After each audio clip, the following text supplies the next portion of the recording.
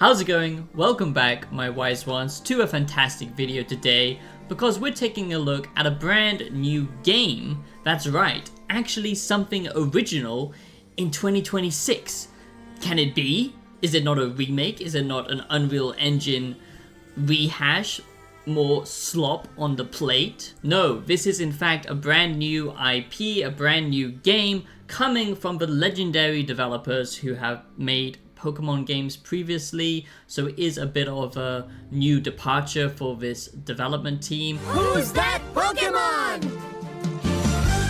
Pikachu! Because this isn't just your standard hack and slash, it's certainly not a Souls-like no matter what you've heard. Yes, it does have parries, yes, it does have staggers, yes, it does have a lock-on system, and you can dodge around, but no, this is not a Souls-like, okay? This is much more a traditional action game, but with turn-based combat within it, to keep things feeling a little bit fresh. If anything, it reminds me of, you know, those kind of hybrid action RPGs. Even though I wouldn't necessarily describe this as a full-on RPG, it does have RPG elements. So we're going to discuss that all today in my Beast of Reincarnation review. But I'm just excited because we're actually getting a new game, a new franchise, possibly, and just something quite fresh, to be honest, so yeah. So today I'm going to be giving you my Beast of Reincarnation review, and I'm going to be looking at all of the Beast of Reincarnation gameplay and stuff I've actually managed to play myself at Tokyo Game Show, but I do want to get into the positives and negatives like I do with all of my early access reviews to see if it's actually worth your time before you spend money, before you pre-order. And again, I always do encourage you not to pre-order games, but this is quite a safe bet from the most part from what I've actually seen. It's got a strong art direction, it actually technically works well, but it does have some generic stuff in this game as well, some systems that are kind of lacking, but the story overall is very interesting and it's got an interesting vibe to it. So basically you play as this kind of blighted character, and yes, it does have very strong Nier Automata vibes. If you've ever played that game, you know, I think that's what a lot of the player base is trying to capture. This game is definitely trying to capture that Nier player base, that kind of Stellar Blade player base, where it is focused more around a female protagonist and, you know, fast action combat, but it's not slow, deliberate, punishing combat like Dark Souls. There are some enemies in this game that are more punishing, like mini bosses that you can find throughout the kind of hub areas, but it's definitely not a Souls-like game at all. It's just like Dark Souls! It is just like Dark Souls! Just like Dark Souls! It must be like Dark Souls. So what makes it feel quite different is you have this little wolf companion that travels with you who is also blighted, and I'll explain what that actually means in a second. But basically both of you are kind of cursed in a way, and you're not exactly, you know, a wolf or a woman anymore, you're kind of something else. It's kind of a reverse storytelling device where the humans, some of them, the blighted ones, are now kind of the, you know, robots in this world, are kind of emotionless and, you know, don't have much empathy and are kind of just disconnected, you know, husks of what they used to be. And the robots in this world are actually the ones with some humanity in them. So it's going for that kind of whole, you know, discovering yourself and like what is consciousness. Now, yes, there are camps and they are kind of acting as your Dark Souls kind of checkpoints, but they aren't actually necessarily checkpoints at all times. They are basically stations where you can level up your strength, vitality, and fluorescence, which are the three main things that you're going to be leveling up in this game. It's very stat based. It's not like where you choose individual you know, stats in a certain field. So it's, like I said, a kind of simplified RPG. But where it does get interesting is you can basically choose to level up your wolf companion or your main character, depending if you want to play more action focused or you want to play more turn-based tactical focus, which I like. And then the skill tree is the thing that massively opens up this game a lot. That's where you're going to get a lot of player agency and interesting playstyles from, compared to other people who are playing the same game, which I think is quite cool, but I wouldn't exactly describe it as a deep RPG. It's much more of a story-focused experience, action combat with turn-based elements, a lot of platforming, and the amount of verticality to this game is very good. But we're going to break that all down into the positives and negatives, but overall, the vibe is quite interesting. You're basically exploring these hub open areas, you're traveling around in this giant mech. Nice. Now the themes in this game kind of remind me of an old book that was also an old movie. It does deal with some more sophisticated themes compared to most video games, which I appreciate.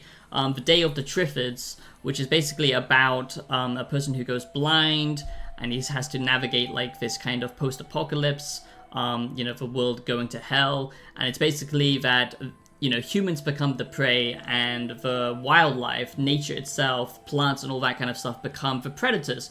And it's kind of dealing with similar themes where basically, what happens when humans get so disconnected from nature, there's repercussions to that. And then when humans do integrate with nature, like getting blighted, like your main character, she's kind of, being tainted. So she's almost half plant in some ways. That's why she can do these crazy moves, which I'll talk about in a minute. And basically forming an identity that respects both. Because your character, it's kind of cliche in a way, but she's going on a journey of self-discovery, of empathy and all that kind of stuff. So that's the kind of the story that you're going to get with this game. Not as crazy as something like Nier, where it tackles with a lot more philosophical depth, but still pretty interesting stuff. So now in this Beast of Reincarnation review, let's get into the positives and negatives based on all the early access gameplay that I've managed to have hands on. Luckily, in Japan, this was shown off a lot, so I could get to see a lot of it as well.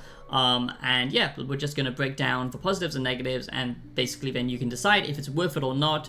Now, if you're new here, do subscribe if you are into deeper analysis of video games, philosophy and art, around games and all that kind of stuff. Yearly reviews and early access reviews like this one. Subscribe to the channel and become a wise one today, and give the video a like.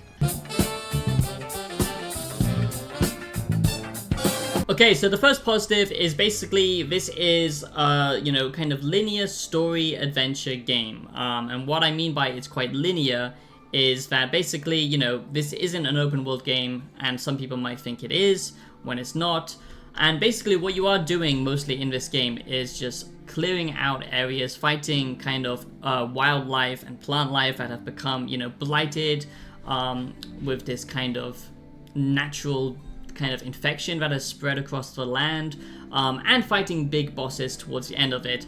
There's not much exploration here. Some of the areas are much more, kind of bigger than others, and you can explore them. There is platforming, there's a lot of verticality, like I said, and some stuff to find. Like I said, some mini harder enemies that are optional to take out and stuff like that.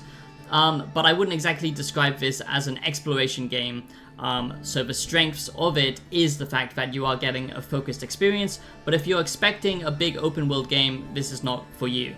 So you need to think of it like this. Basically, with the tactile stuff, your wolf companion has kind of elemental attacks, okay? So they can, use fire attacks, they can use earth attacks, stuff like that. So it does have that kind of Pokemon DNA scattered throughout the kind of tactical turn-based side of things, but then the action-focused combat is much more your traditional Nier or Stellar Blade, where you have to, do parries. You can fly up in the air, do like slam attacks. It's very fast, and the parry window is very generous, so it's certainly not like a very difficult game, I would say, to master.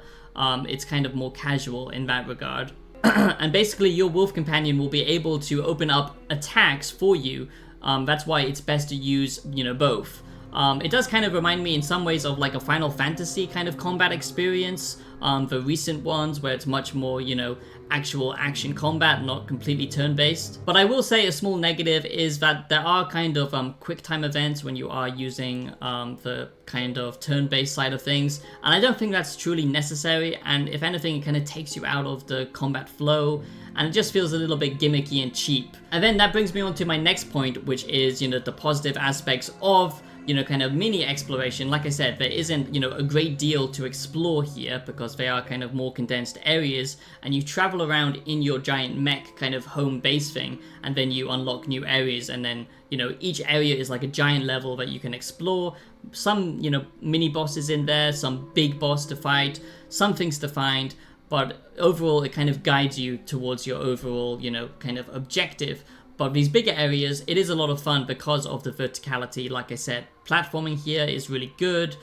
They have a nice combination of this kind of root spring that you can do, which kind of, you know, makes you fly up. And then you can slam down on enemies, or you can use it to platform. And then you have like this kind of vine grappling hook as well. So it's kind of a combination of all those things that make it feel fun to explore this world, even if necessarily there isn't much to find in exploration, if that makes sense. What? Bro, what are you talking about, man? So the next positive is just the overall kind of boss battle approach that they've went for. And I think it's really cool, and it kind of reminds me of Shadow of Colossus, you know, where you get these giant enemies kind of roaming, you get these giant enemies kind of, you know, just roaming across the kind of, you know, wasteland basically, and then you can, you know, choose to engage with them or not. It doesn't completely lock you into like a tight arena, which I really like. And yeah, just the enemies themselves are really well designed. The attack patterns are really interesting. They kind of have a stage 2 to them a lot of the time. I only managed to see, you know, like a few of them, to be honest, and this is the main one that everyone has had access to, well, the press has anyway. But yeah, this is kind of just a very well designed boss fight. I would say that it's kind of on the easy side of things. Also, in these boss fights, from what I saw, the camera is quite an issue in this game, where it kind of bugs out a lot of the time, especially with larger enemies, and I think they do need to fix that. And sometimes the AI can just be a little bit stupid and glitch out. That's another thing that I've kind of noticed. But the moment-to-moment actual, you know, boss battles and their kind of attack patterns, I think is pretty well done, if not a little bit generic. But there are cool things you can do with them, like I said, with this tactical system and having a much more open design to engaging with them and stuff like that. Now, another cool positive in this experience is basically there are summons that you can pull off as well, and you need to kind of, you know, keep that parry meter high and avoid getting hit, because by doing this, this is actually what channels, you know, that kind of turn-based combat system with your wolf. So you do actually have to perform well within combat to get those, you know, kind of extra bonuses. So it does really reward, you know, parries and playing well. You can't just go in there and spam attacks.